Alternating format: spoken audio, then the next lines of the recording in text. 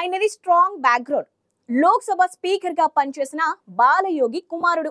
ఆయన వారసుడిగానే రాజకీయాల్లోకి ఎంట్రీ ఇచ్చారు.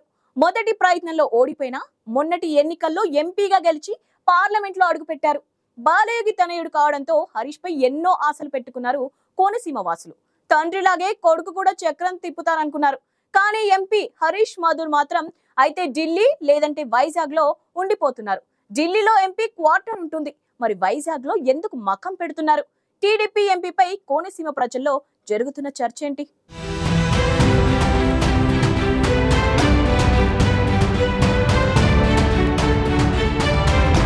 కోనసీమ జిల్లాలో ప్రస్తుతం అమలాపురం ఎంపీ హరీష్ మాథుర్ అడ్రస్ పట్టుకోవడం కొంచెం కష్టమే. ఎప్పుడు ఎక్కడ ఉంటారో కనీసం ఆయనతో ఉండేవారికి కూడా తెలియడం లేదట.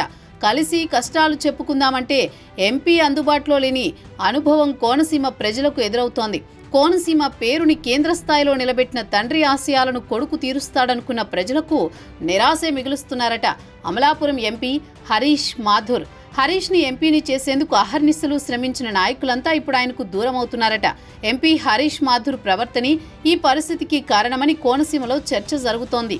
ఎన్నో అంచనాలతో బాలయోగి వారసుని అందలమెక్కిస్తే అందుబాటులో లేకుండా పోవడం కోనసీమ ప్రజలకు ఆవేదన కలిగిస్తోంది.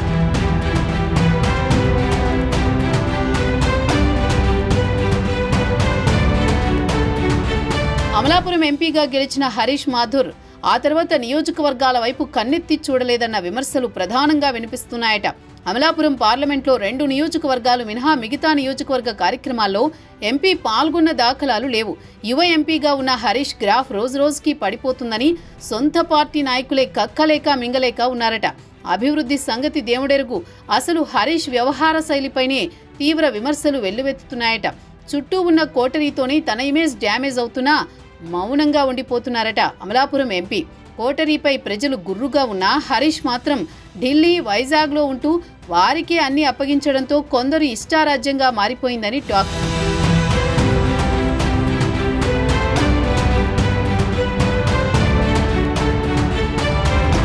ఎంపీ హరీష్ మాథుర్ గెలవక ముందు ఒకలా గెలిచాక మరోలా ఉన్నారని కోనసీమ ప్రజలు పెదవి విరుస్తున్నారు. కోనసీమ కేంద్రంగా అందుబాటులో ఉండాల్సిన అమలాపురం ఎంపీ వైజాగ్, ఢిల్లీలోనే కనిపిస్తారట. ఢిల్లీలో అంటే సాధారణంగా ఎంపీలకు క్వార్టర్స్ ఉంటాయి. అక్కడి నుంచే ప్రజల సమస్యల పరిష్కారానికి ప్రయత్నాలు చేయొచ్చు. కానీ వైజాగ్లో ఉండిపోవడానికి కారణాలపై కోనసీమ వాసులకు సందేహాలు కలుగుతున్నాయట.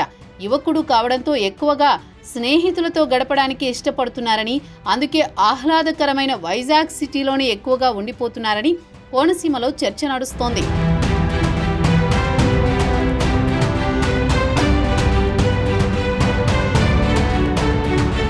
వాస్తవానికి గంటి హరీష్ మాథుర్ పేరు తెలియని వారు కోనసీమలోనూ ఎవరూ ఉండరు.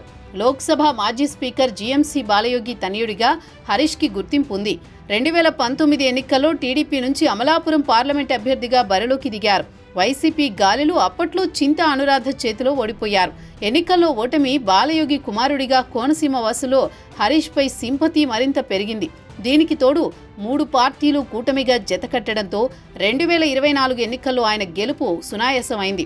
పార్లమెంటులో పట్టులేని రాపాకను వైసీపీ అభ్యర్థిగా పెట్టడంతో హరీష్ మాథుర్ ఈజీగా గెలిచేశారు.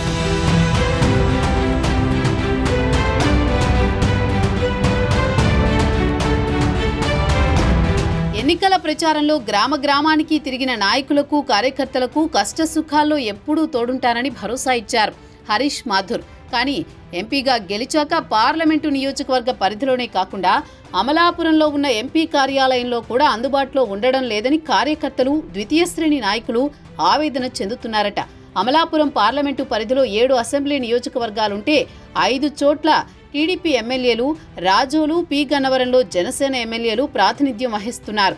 ఈ 2 నియోజకవర్గాల్లో టీడీపీకి ఇన్ఛార్జీలు కూడా లేకపోవడంతో తమ గోడెవరికి చెప్పుకోవాలో తెలియక తల పట్టుకుంటున్నారు టీడీపీ తమ్ముళ్లు. మరోవైపు అమలాపురంలో టీడీపీ, జనసేన పార్టీల మధ్య సమన్వయం లేకుండా పోయింది.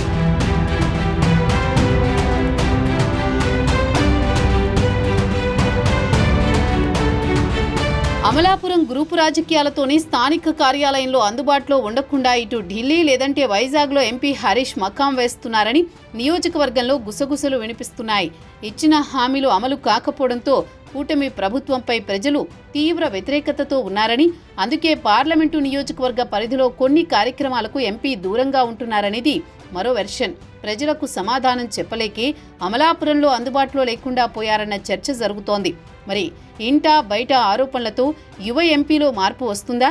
ఇకనైనా వైజాగ్ తీరాన్ని వదిలి కోనసీమలో అందుబాటులో ఉంటారో లేదో చూడాల్సి ఉంది.